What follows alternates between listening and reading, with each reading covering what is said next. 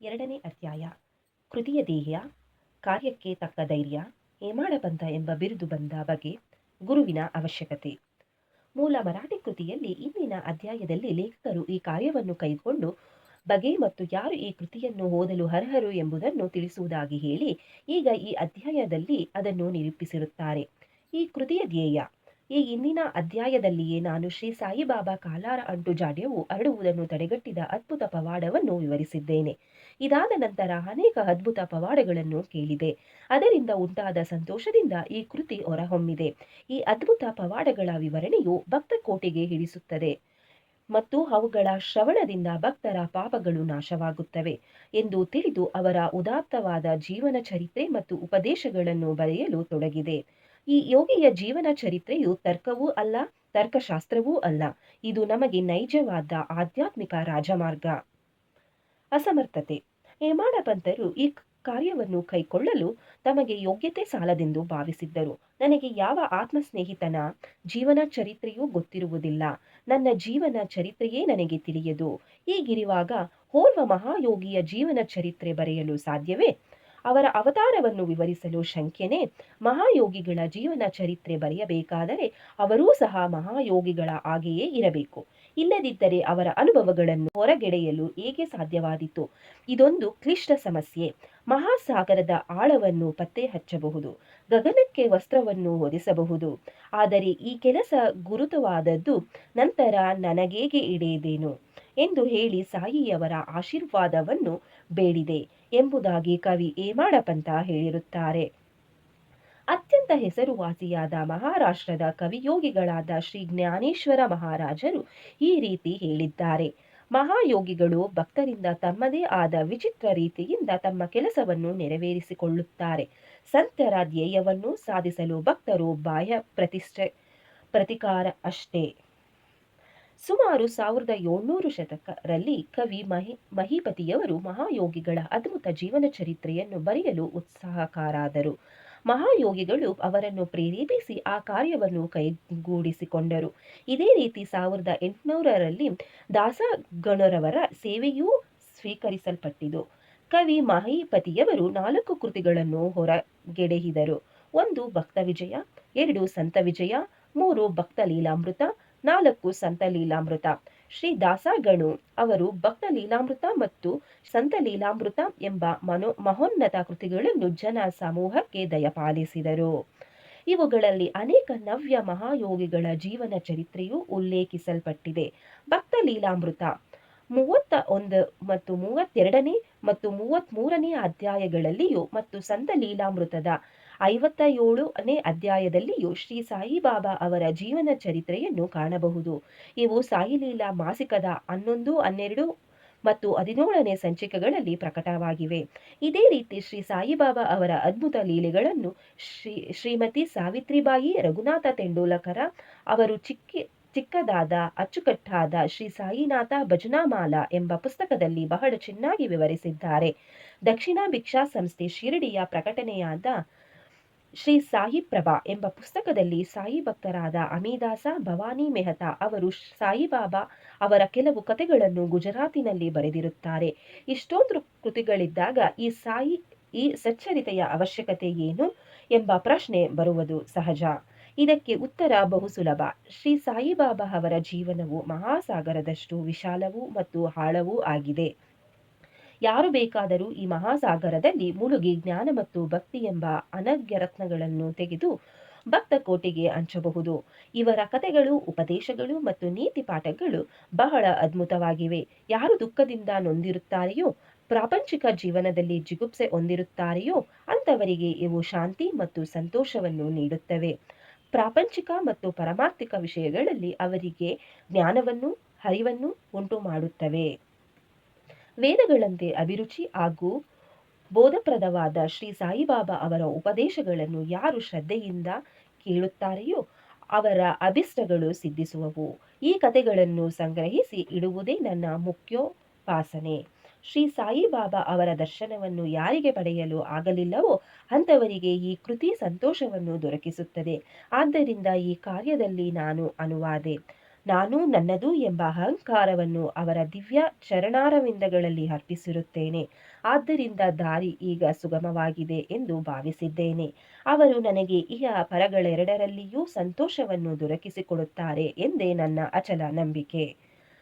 ನಾನೇ ಸ್ವಂತ ಬಾಬಾ ಅವರ ಅಪ್ಪಣೆ ಪಡೆಯಲಿಲ್ಲ. ಆದುದರಿಂದ ಅವರ ಆತ್ಮೀಯ ಸಖರಾದ ಮಾಧವರಾವ ದೇಶಪಾಂಡೆ ಅಂದರೆ ಶ್ಯಾಮ ಅವರನ್ನು ನನ್ನ ಪರವಾಗಿ ಮಾತಾಡಲು ಬೇಡಿಕೊಂಡೆನು. ಅವರು ಈ ವಿಚಾರವನ್ನು ಬಾಬಾ ಅವರಿಗೆ, ಈ ಅಣ್ಣಾ ಸಾಹೇಬರು ನಿಮ್ಮ ಜೀವನ ಚರಿತ್ರೆ ಬರೆಯಲು ಉತ್ಸುಕರಾಗಿದ್ದಾರೆ. ನಾನು ಬಡ ಫಕೀರ, ನನ್ನ ಜೀವನ ಚರಿತ್ರೆಯ ಅವಶ್ಯಕತೆವಿಲ್ಲ ಎಂದು ದಯವಿಟ್ಟು ಹೇಳಬೇಡಿ. ನೀವು ಒಪ್ಪಿದರೆ ಅವರು ಬರೆಯಲು ಅನುವಾಗುತ್ತಾರೆ. ತಮ್ಮ ಚರಣ ಸೇವಾ ಬಲವೇ ಈ ಕೆಲಸವನ್ನು ಪೂರ್ತಿ ಮಾಡಿಸಿಕೊಳ್ಳುತ್ತದೆ. ನಿಮ್ಮ ಒಪ್ಪಿಗೆ ಮತ್ತು ಆಶೀರ್ವಾದವಿಲ್ಲದೆ ಯಾವ ಕಾರ್ಯವೂ ಯಶಸ್ವಿಯಾಗಿ ಮುಗಿಯಲಾರದು ಎಂದು ತಿಳಿಸಿದರು. ಆಗ ಬಾಬಾ ಅವರ ಮನ ಕರಗಿ ನನ್ನ ಮಸ್ತಕದ ಮೇಲೆ ಅಭಯ ಹಸ್ತ ಇಟ್ಟು ಉದಿ ನೀಡಿ ಆಶೀರ್ವದಿಸಿ, ನನ್ನ ಕಥೆಗಳನ್ನು ಮತ್ತು ಅನುಭವಗಳನ್ನು ಸಂಗ್ರಹ ಮಾಡು, ಟಿಪ್ಪಣಿಗಳನ್ನಿಡು, ನಾನು ಸಹಾಯ ಮಾಡುತ್ತೇನೆ. ನೀನು ಕೇವಲ ಬಾಹ್ಯ ಪ್ರತೀಕ. ನಾನೇ ನನ್ನ ಜೀವನ ಚರಿತ್ರೆಯನ್ನು ಬರೆದು ಭಕ್ತರ ಅಭಿಲಾಷೆಗಳನ್ನು ಈಡೇರಿಸುತ್ತೇನೆ. ಅಹಂಕಾರವನ್ನು ತೊರೆದು ನನ್ನ ಪಾದಾರವಿಂದಗಳನ್ನು ಆಶ್ರಯಿಸು. ಯಾರು ತಮ್ಮ ಜೀವಿತದಲ್ಲಿ ಈ ರೀತಿ ವರ್ತಿಸುತ್ತಾರೆಯೋ ಅವರಿಗೆ ಸಹಾಯ ಮಾಡುತ್ತೇನೆ. ಯಾವಾಗ ನೀನು ಅಹಂಕಾರವನ್ನು ತ್ಯಜಿಸುವೆಯೋ ಆಗ ನಾನು ನಿನ್ನ ಒಳಹೊಕ್ಕು ನನ್ನ ಜೀವನ ಚರಿತ್ರೆಯನ್ನು ಸ್ವತಃ ಬರೆಯುತ್ತೇನೆ. ನನ್ನ ಕತೆ ಮತ್ತು ಉಪದೇಶಗಳನ್ನು ಕೇಳುವುದರಿಂದ ಭಕ್ತರ ಹೃದಯದಲ್ಲಿ ನಂಬಿಕೆ ಉಂಟಾಗುತ್ತದೆ. ಆಗ ಅವರ ಸ್ವಾನುಭವ ಮತ್ತು ಪರಮ ಸುಖವನ್ನು ಹೊಂದುತ್ತಾರೆ. ಆದರೆ ತಮ್ಮದೇ ಆದ ರೀತಿಯನ್ನು ಪ್ರತಿಪಾದಿಸಬಾರದು. ಬೇರೆಯವರ ಸಲಹೆ ತಿರಸ್ಕರಿಸಬಾರದು. ನ್ಯಾಯದ ತರ್ಕ ವಿಚಾರ ಮಾಡಕೂಡದು ಎಂದು ಹೇಳಿದರು. ಈಗ ನನಗೆ ಏಮಾಡ ಪಂಥ ಎಂಬ ಹೆಸರು ಹೇಗೆ ದೊರಕಿತು ಎಂಬುದನ್ನು ಹೇಳುತ್ತೇನೆ.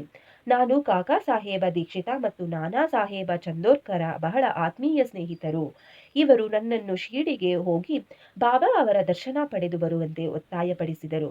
ನಾನು ಮಾತು ಕೊಟ್ಟೆನು, ಆದರೆ ಕಾರಣಾಂತರಗಳಿಂದ ಹೋಗಲಾಗಲಿಲ್ಲ. ಲೋನಾವಾಳದಲ್ಲಿ ನನ್ನ ಸ್ನೇಹಿತರೊಬ್ಬರ ಮಗನಿಗೆ ಬಹಳ ಕಾಯಿಲೆಯಾಗಿತ್ತು. ಯಾವ ಔಷಧಿಗಳಿಂದಲೂ ಪ್ರಯೋಜನ ಆಗಲಿಲ್ಲ. ಗುರುಗಳನ್ನು ಕರೆಯಿಸಿ ಅವರನ್ನು ಮಗನ ಹಾಸಿಗೆಯ ಬಳಿ ಕೂಡ್ರಿಸಿದರು. ಆದ್ದರಿಂದಲೂ ಪ್ರಯೋಜನವಾಗಲಿಲ್ಲ. ಇದನ್ನು ಕೇಳಿ ನನಗೆ ಗುರುವಿನ ಪ್ರಯೋಜನವಾದರೂ ಏನು? ಗುರುವಿನ ಸಹಾಯದಿಂದ ಏನೊಂದು ಸಾಧ್ಯವಾಗದೇ ಇದ್ದರೆ ನಾನು ಶಿರಡಿಗೆ ಏಕೆ ಹೋಗಬೇಕು ಎಂದೆನಿಸಿತು. ಈ ರೀತಿ ಯೋಚಿಸುತ್ತಾ ನಾನು ಶಿರಡಿ ಪ್ರಯಾಣವನ್ನು ಮುಂದೂಡಿದೆನು. ಆದರೆ ಅನಿವಾರ್ಯವಾದದ್ದು ಆಗಲೇಬೇಕು. ನನ್ನ ವಿಷಯದಲ್ಲಿಯೂ ಈ ರೀತಿ ಆಯಿತು. ಪ್ರಾಂತಾಧಿಕಾರಿಯಾದ ನಾನಾ ಸಾಹೇಬರು ಬಾಸಿನ್ನಿಗೆ ಪ್ರಯಾಣ ಬೆಳೆಸಿದ್ದರು. ಠಾಣಾದಿಂದ ದಾದರಿಗೆ ಬಂದು ಬಾಸಿನ್ ಗಾಡಿಗೆ ಕಾಯುತ್ತಿದ್ದರು. ಅಷ್ಟರಲ್ಲಿ ಬಾಂದ್ರೆಗೆ ಹೋಗುವ ಲೋಕಲ್ ಬಂದಿತು. ಆಗ ಅವರು ಬಾಂದ್ರಾಕ್ಕೆ ಬಂದು ನನ್ನನ್ನು ಕರೆಯಿಸಿ ಶಿರಡಿ ಪ್ರಯಾಣವನ್ನು ಮುಂದೂಡಿದುದಕ್ಕೆ ತರಾಟೆಗೆ ತೆಗೆದುಕೊಂಡರು. ಆಗ ಅದೇ ರಾತ್ರಿ ಶಿರಡಿಗೆ ಹೋಗಲು ನಿರ್ಧರಿಸಿದೆನು. ದಾದರಿಗೆ ಹೋಗಿ ಅಲ್ಲಿಂದ ಮನಮಾಡ ಗಾಡಿಯನ್ನು ಹಿಡಿಯಲೆಂದು ದಾದರಿಗೆ ಹೊರಟೆ. ಇನ್ನೇನು ರೈಲು ಹೊರಡುವುದರಲ್ಲಿತ್ತು.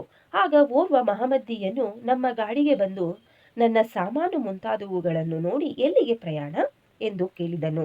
ಶಿರಡಿಗೆ ಎಂದು ಉತ್ತರಿಸಲು ಅವನು, ನೀವು ಸೀದಾ ಬೋರಿ ಬಂದರಿಗೆ ಹೋಗಿ ಅಲ್ಲಿಂದ ಮನಾಮಾಡ ಮೇಲ ಹಿಡಿಯಿರಿ. ದಾದರಿನಲ್ಲಿ ಇಳಿಯಬೇಡಿ. ಅಲ್ಲಿ ಮನಾಮಾಡ ಮೇಲ ನಿಲ್ಲುವುದಿಲ್ಲ ಎಂದನು. ಈ ಘಟನೆ ನಡೆಯದಿದ್ದರೆ ನನ್ನ ಅಭಿಲಾಷೆ ಪ್ರಕಾರ ನಾನು ಮರುದಿನ ಶಿರಡಿ ತಲುಪಲಾಗುತ್ತಿರಲಿಲ್ಲ. ಅದೃಷ್ಟ ಬಲದಿಂದ ಶಿರಡಿಯಲ್ಲಿ ಮರುದಿನ ಮುಂಜಾನೆ 9 ರಿಂದ 10 ಗಂಟೆಗೆ ಸೇರಿದೆ. ಶ್ರೀ ಕಾಕಾ ಸಾಹೇಬ ದೀಕ್ಷಿತ ಕಾಕಾ ನನಗಾಗಿ ಕಾದಿದ್ದರು. ಇದು ನಡೆದಿದ್ದು ಸುಮಾರು 1910ರಲ್ಲಿ. ಆಗ ಶಿರಡಿಯಲ್ಲಿ ಯಾತ್ರಿಕರಿಗೆ ತಂಗಲು ಇದ್ದ ಧರ್ಮಶಾಲೆ ಎಂದರೆ ಸಾಟೇವಾಡ ಒಂದೇ. ಬಂದ ತಕ್ಷಣವೇ ಬಾಬಾ ಅವರ ದರ್ಶನವನ್ನು ಪಡೆಯಲು ಮನಸ್ಸು ಆತುರಿಯುತ್ತಿತ್ತು. ಆಗ ತಾನೇ ತಾತ್ಯಾ ಸಾಹೇಬ ನೂಲಕರರು ಮಸೀದಿಯಿಂದ ಹಿಂತಿರುಗಿ ಬಂದು, ಬಾಬಾ ಈಗ ವಾಡಾದ ಮೂಲೆಯ ಹತ್ತಿರ ಇದ್ದಾರೆ. ಮೊದಲು ಹೋಗಿ ಅಲ್ಲಿ ದರ್ಶನ ಪಡೆಯಿರಿ. ಸ್ನಾನವಾದ ನಂತರ ವಿರಾಮವಾಗಿ ಮಸೀದಿಯಲ್ಲಿ ದರ್ಶನ ಪಡೆಯಿರಿ ಎಂದು ಹೇಳಿದರು. ಇದನ್ನು ಕೇಳಿ ಬಾಬಾ ಅವರ ಕಡೆಗೆ ಕೂಡಲೇ ಬಂದೆ. ನನ್ನ ಸಂತೋಷಕ್ಕೆ ಪಾರವಿಲ್ಲದಂತಾಯಿತು. ಅವರು ಹೇಳಿದ್ದಕ್ಕಿಂತ ಮಿಗಿಲಾದದ್ದನ್ನು ಕಂಡೆನು. ನನ್ನ ಇಂದ್ರಿಯಗಳೆಲ್ಲವೂ ತೃಪ್ತಿಗೊಂಡೆವು. ಹಸಿವು ನೀರಾಡಿಕೆ ದೂರವಾದವು. ಶ್ರೀ ಬಾಬಾ ಅವರ ಚರಣಾರವಿಂದಗಳ ಸ್ಪರ್ಶವಾದ ಕೂಡಲೇ ನಾನು ಪುನರ್ಜನ್ಮ ಹೊಂದಿದಂತಾಯಿತು. ಶ್ರೀಯವರ ದರ್ಶನ ಪಡೆಯಲು ಪ್ರೇರೇಪಿಸಿದವರನ್ನು ಸ್ಮರಿಸಿಕೊಂಡೆನು. ನಾನು ಅವರನ್ನು ನನ್ನ ನಿಜವಾದ ಬಂಧುಗಳೆಂದು ಭಾವಿಸಿದೆನು. ಅವರನ್ನು ನೆನೆದು ಮನದಲ್ಲಿ ಪ್ರಾರ್ಥಿಸುತ್ತೇನೆ. ಶ್ರೀ ಬಾಬಾ ಅವರ ದರ್ಶನದಲ್ಲಿ ಒಂದು ವಿಚಿತ್ರ ಶಕ್ತಿ ಅಡಗಿದೆ. ನನ್ನ ಅಭಿಪ್ರಾಯದಲ್ಲಿ ಅವರ ದರ್ಶನದಿಂದ ನಮ್ಮ ಭಾವನೆಗಳೆಲ್ಲವೂ ಬದಲಾಗುತ್ತದೆ. ನಮ್ಮ ಪೂರ್ವ ಕರ್ಮಗಳೆಲ್ಲ ಸವೆದು ಕ್ರಮೇಣ ಪ್ರಾಪಂಚಿಕ ವಸ್ತುಗಳ ಕಡೆಗೆ ವಿತರಾಂಗವಾಗಿ ಉಂಟಾಗುತ್ತದೆ. ಮೋಹ ಕಡಿಮೆಯಾಗುತ್ತದೆ. ನಮ್ಮ ಪೂರ್ವ ಜನ್ಮದ ಪುಣ್ಯಗಳ ಫಲದಿಂದ ಮಾತ್ರವೇ ನಮಗೆ ಅವರ ದರ್ಶನ ಸಾಧ್ಯ. ನೀವು ಶ್ರೀ ಸಾಯಿಬಾಬಾ ಅವರನ್ನು ನೋಡಿದರೆ ನಿಜವಾಗಿಯೂ ಪ್ರಪಂಚವೇ ಸಾಯಿಬಾಬಾರಂತೆ ಕಾಣುವುದು. ಬಿಸಿ ತರ್ಕ. ನಾನು ಶಿರಡಿಗೆ ಬಂದ ದಿನವೇ ಗುರುವಿನ ಅಗತ್ಯದ ಬಗ್ಗೆ ನನಗೂ ಬಾಳಾ ಸಾಹೇಬ ಬಾಟೆಯವರಿಗೂ ದೊಡ್ಡ ಚರ್ಚೆ ನಡೆಯಿತು. ನಮ್ಮ ಸ್ವತಂತ್ರತೆಯನ್ನೇಕೆ ಬಿಡಬೇಕು? ಪರರಿಗೇಕೆ ದಾಸರಾಗಬೇಕು? ಗುರುವಿನ ಅಗತ್ಯವೇನು? ನಮ್ಮ ಕರ್ತವ್ಯವನ್ನು ನಾವು ಮಾಡಬೇಕು. ನಮ್ಮನ್ನು ನಾವು ಕಾಪಾಡಿಕೊಳ್ಳಲು ಶ್ರಮಿಸಬೇಕು. ಸುಮ್ಮನೆ ಜಾಡ್ಯತನದಿಂದ ಕುಳಿತು ನಿದ್ರೆ ಮಾಡುವುದರಿಂದೇನು ಪ್ರಯೋಜನ ಎಂದು ನನ್ನ ವಾದ. ವಿಧಿ ಏನು ಸಂಭವಿಸಬೇಕು ಅದು ಸಂಭವಿಸಿಯೇ ತೀರುತ್ತದೆ. ಅನೇಕ ಮಹಾತ್ಮರು ಸಹ ಅನುಭವಿಸಿದ್ದಾರೆ. ನಾವೊಂದು ಬಗೆದರೆ ದೈವವೊಂದು ಬಗೆಯುತ್ತದೆ. ನಿನ್ನ ಬುದ್ಧಿವಂತಿಕೆಯನ್ನು ಬದಿಗೆ ತಳ್ಳು. ನಿನ್ನ ಅಹಂಕಾರ ನಿನಗೆ ಸಹಾಯವಾಗಲಾರದು ಎಂದು ಬಾಟಿಯವರ ವಾದ. ಈ ರೀತಿ ಚರ್ಚೆ 1 ಗಂಟೆ ಕಾಲ ನಡೆಯಿತು. ಆದರೂ ಯಾವುದೊಂದು ನಿಲುವೆಗೂ ಬರಲಾಗಲಿಲ್ಲ. ಇದರಿಂದ ನನ್ನ ಮನಸ್ಸಿಗೆ ನೆಮ್ಮದಿ ಇರಲಿಲ್ಲ. ಆನಂತರ ನಾವು ಇತರರೊಡನೆ ಮಸೀದಿಗೆ ಹೊರಟೆವು. ಆಗ ಬಾಬಾರವರು ಕಾಕಾ ಸಾಹೇಬರನ್ನು ಕುರಿತು ಸಾಟೇವಾಡದಲ್ಲಿ ಏನು ನಡೆಯಿತು? ಚರ್ಚೆಯ ವಿಷಯವೇನು? ನನ್ನ ಕಡೆಗೆ ನೋಡಿ ಈ ಈಮಾಡ ಪಂಥ ಏನು ಹೇಳುತ್ತಾನೆ ಎಂದು ಕೇಳಿದರು. ಈ ಮಾತುಗಳನ್ನು ಕೇಳಿ ನನಗೆ ವಿಸ್ಮಯವಾಯಿತು. ನಾವು ವಾದ ಮಾಡುತ್ತಿದ್ದ ಸಾಟೇವಾಡ ಮಸೀದಿಯಿಂದ ದೂರದಲ್ಲಿತ್ತು. ಅವರು ಸರ್ವಜ್ಞಾನರಲ್ಲದಿದ್ದ ಪಕ್ಷದಲ್ಲಿ ಈ ವಿಚಾರವನ್ನು ಹೇಗೆ ತಿಳಿಯಲು ಸಾಧ್ಯ? ಭವಿಷ್ಯವಾದಿ ಬಿರುದು. ಶ್ರೀ ಸಾಯಿಬಾಬಾರವರು ನನ್ನನ್ನು ಏಮಾಳ ಪಂಥ ಎಂದು ಸಂಬೋಧಿಸಿದುದೇಕೆ ಎಂಬ ಯೋಚನೆ ನನ್ನಲ್ಲಿ ಮೂಡಿತು. ಈ ಪದದ ಮೂಲ ಏಮಾದ್ರಿ ಪಂಥ. ಏಮಾದ್ರಿ ಪಂಥ ರವರು ಯಾದವ ಕುಲದ ದೇವಗಿರಿ ಮಹಾರಾಜರಾದ ಮಹಾದೇವ ಮತ್ತು ರಮಾದೇವಿ ರಾಜರಿಗೆ ಮಂತ್ರಿಯಾಗಿದ್ದರು. ವಿದ್ಯಾವಂತರು, ಸದ್ಗುಣ ಸಂಪನ್ನರು, ಹಾಗೆ ಚತುರ್ವರ್ಗ ಚಿಂತಾಮಣಿ, ರಾಜ್ಯ ಪ್ರಶಸ್ತಿ ಮುಂತಾದ ಗ್ರಂಥಗಳ ಕರ್ತೃಗಳಾಗಿದ್ದರು. ನವರೀತಿಯ ಲೆಕ್ಕದ ವಿಧಾನವನ್ನು ಕಂಡುಹಿಡಿದರು. ಮೂಡಿ ಲಿಪಿಯನ್ನು ಸೃಷ್ಟಿಸಿದವರು. ನಾನೇನಾದರೂ ಇದಕ್ಕೆಲ್ಲ ತದ್ವಿರುದ್ಧ ಸಾಮಾನ್ಯ ಮಾನವ. ಆದುದರಿಂದ ನನಗೇಕೆ ಈ ಬಿರುದನ್ನು ದಯಪಾಲಿಸಿದರು ಎನಿಸಿತು. ಅರ್ಥವಾಗಲಿಲ್ಲ. ಕೂಲಂಕುಷವಾಗಿ ವಿಚಾರ ಮಾಡತೊಡಗಿದೆ. ಆಗ ಈ ಬಿರುದು ಕೊಟ್ಟಿರುವುದು ನನ್ನ ಅಹಂಕಾರ ನಿರ್ಮೂಲನಕ್ಕಾಗಿ ಎಂದು ಮನಗಂಡೆನು ಮತ್ತು ಚರ್ಚೆಯಲ್ಲಿದ್ದು ನನ್ನ ಬುದ್ಧಿವಂತಿಕೆಗೆ ಕೊಟ್ಟ ಸನ್ಮಾನ ಎಂದು ತಿಳಿದುಕೊಂಡೆನು. ಮುಂದಿನ ಕಥೆಯನ್ನು ಪರೀಕ್ಷಿಸಿದರೆ ಬಾಬಾರವರು ಏಮಾಡ ಪಂಥ ಎಂಬ ಕರೆದದ್ದು ನಿಜವಾಗಿಯೂ ಮಹತ್ವವಾದದ್ದು ಮತ್ತು ಭವಿಷ್ಯವಾದಿಯಾದದ್ದು ಎಂದು ಕಂಡುಬರುತ್ತದೆ. ಏಕೆಂದರೆ ಅವರು ತಮ್ಮ ಮುಪ್ಪಿನಲ್ಲಿ ಶ್ರೀ ಸಾಯಿ ಸಂಸ್ಥಾನದಲ್ಲಿ ಮೇಲ್ವಿಚಾರಣೆಯನ್ನು ನೋಡಿಕೊಳ್ಳುತ್ತಿದ್ದರು. ಲೆಕ್ಕಪತ್ರಗಳನ್ನು ಸಹ ಅವರೇ ನೋಡಿಕೊಳ್ಳುತ್ತಿದ್ದರು. ಆಧ್ಯಾತ್ಮಿಕ ವಿಷಯಗಳಾದ ಜ್ಞಾನ, ಭಕ್ತಿ, ವಿತರಾಗ, ಸ್ವಸಮರ್ಪಣೆ, ಆತ್ಮಜ್ಞಾನ ಮುಂತಾದವುಗಳನ್ನು ನಿರೂಪಿಸಿರುವ ಶ್ರೀ ಸಾಯಿ ಸಚ್ಚರಿತೆಯ ಲೇಖಕರೆಂದೇ ಪ್ರಸಿದ್ಧಿ ಪಡೆದರು. ಗುರುವಿನ ಅವಶ್ಯಕತೆ. ಹೇಮಾಡ ಪಂಥರು ಈ ವಿಚಾರವಾಗಿ ಯಾವುದೊಂದು ಟಿಪ್ಪಣಿಯನ್ನು ಸಹ ಇಟ್ಟಿರುವುದಿಲ್ಲ. ಆದರೆ ಕಾಕಾ ಸಾಹೇಬರು ಈ ವಿಷಯದ ಬಗ್ಗೆ ಈ ರೀತಿ ಹೇಳಿರುತ್ತಾರೆ. ಹೇಮಾಡ ಪಂಥರನ್ನು ಸಂಧಿಸಿದ್ದ ಮಾರನೇ ದಿನವೇ ಶ್ರೀ ಕಾಕಾ ಸಾಹೇಬ ದೀಕ್ಷಿತರವರು ಶ್ರೀ ಬಾಬಾರವರಲ್ಲಿಗೆ ಹೋಗಿ ನಾನು ಈಗ ಶಿರಡಿ ಬಿಡಬಹುದಲ್ಲವೇ ಎಂದು ಕೇಳಿದರು. ಆಗ ಅಲ್ಲಿದ್ದ ಕೆಲವರು ಎಲ್ಲಿಗೆ ಎಂದು ಕೇಳಲು ಬಾಬಾರವರು ಮೇಲಕ್ಕೆ ಎಂದರು. ಆಗ ಅಲ್ಲಿಯೇ ಇದ್ದ ಓರ್ವನು ದಾರಿ ಹೇಗಿದೆ ಎಂದು ಪ್ರಶ್ನಿಸಿದನು. ಬಾಬಾರವರು ಅಲ್ಲಿಗೆ ಹೋಗಲು ಅನೇಕ ದಾರಿಗಳಿವೆ. ಇಲ್ಲಿಂದಲೂ ದಾರಿ ಇದೆ. ಆ ದಾರಿ ಬಹಳ ಕಠಿಣವಾದದ್ದು. ದಾರಿಯಲ್ಲಿ ಹುಲಿ ಮತ್ತು ತೋಳಗಳಿವೆ ಎಂದರು. ಅದಕ್ಕೆ ನಾನು ಕಾಕಾ ಸಾಹೇಬ, ಬಾಬಾ ನಮ್ಮೊಂದಿಗೆ ಮಾರ್ಗದರ್ಶಕನನ್ನು ಕರೆದುಕೊಂಡು ಹೋದರತ್ತಲ್ಲವೇ ಎಂದು ಕೇಳಲು ಬಾಬಾರವರು ಆಗ ಕಷ್ಟವಿಲ್ಲ.